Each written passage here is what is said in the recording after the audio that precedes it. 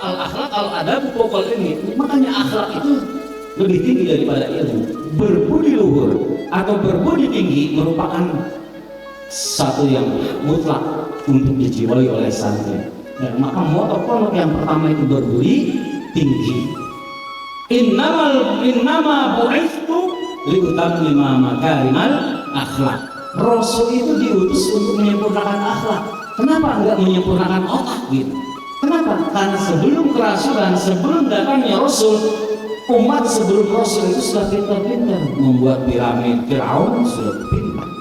Mereka sudah membuat bangunan-bangunan yang dahsyat, artefak-artefak yang ditemukan, candi-candi yang ditemukan, kemudian stupa ya bahasanya, stupa-stupa yang ditemukan. Bukankah itu bukti sejarah bahwa menandakan pada zaman sebelum Rasul sudah zaman keemasan? Mereka hebat menciptakan bangunan-bangunan tinggi tanpa tembok, tanpa semen, tanpa bangunan itu yang nangkring, tanpa ada itu diciptakan oleh mereka. Bukankah mereka orang pintar? Betul. Tetapi kenapa?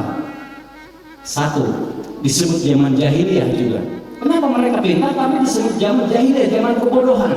Bodoh bukan karena otaknya, tetapi bodoh mereka tidak mengakui bahwa sang pencipta adalah Allah Subhanahu wa Ta'ala. Mereka bodoh tidak mengakui bahwa segala sesuatunya itu milik Allah dan akan kembali kepada Allah. Bodoh mereka karena syirik mensekutukan Allah. Itu bodohnya, disebut zaman jahiliyah. Makanya Rasul datang, innama bu'ithtu liutammima makarimal akhlak, untuk menyempurnakan akhlak, bukan menyempurnakan ilmu. Maka Rasul datang menyempurnakan akhlak. Rasul juga datang bukan menjadi orang pintar. Ana ma'ana biqori. Rasul tidak bisa baca, tidak bisa nulis. Boro-boro nulis baca juga nggak bisa. Rasul itu orang bodoh dalam tanda petik. Tapi akhlaknya tinggi, lebih tinggi daripada tinggi langit. 7 lapis langit masih lebih tinggi adab Rasul, masih lebih tinggi akhlak Rasul. Itulah kenapa Rasul diutus oleh Allah untuk menyempurnakan akhlak. Beliau datang sebagai manusia yang biasa dengan akhlaknya yang tinggi.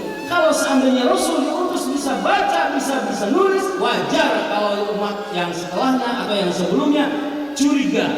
Saya tidak yakin bahwa kalam Allah itu ciptaan perkataan Allah. Ya, saya yakin bahwa Rasulullah yang menciptakan, Muhammadlah yang merekayasa ayat ini. Bisa-bisa saja seperti itu. Kenapa? Karena Rasul pintar nulis, pintar baca. Nah, kalau Rasul nggak pintar nulis, nggak pintar baca, bagaimana mungkin mereka menuduh bahwa kalam Allah itu adalah rekayasa Rasul? Sementara Rasul nggak bisa baca, nggak bisa nulis, bagaimana? Mafhum, sampai sini mafhum.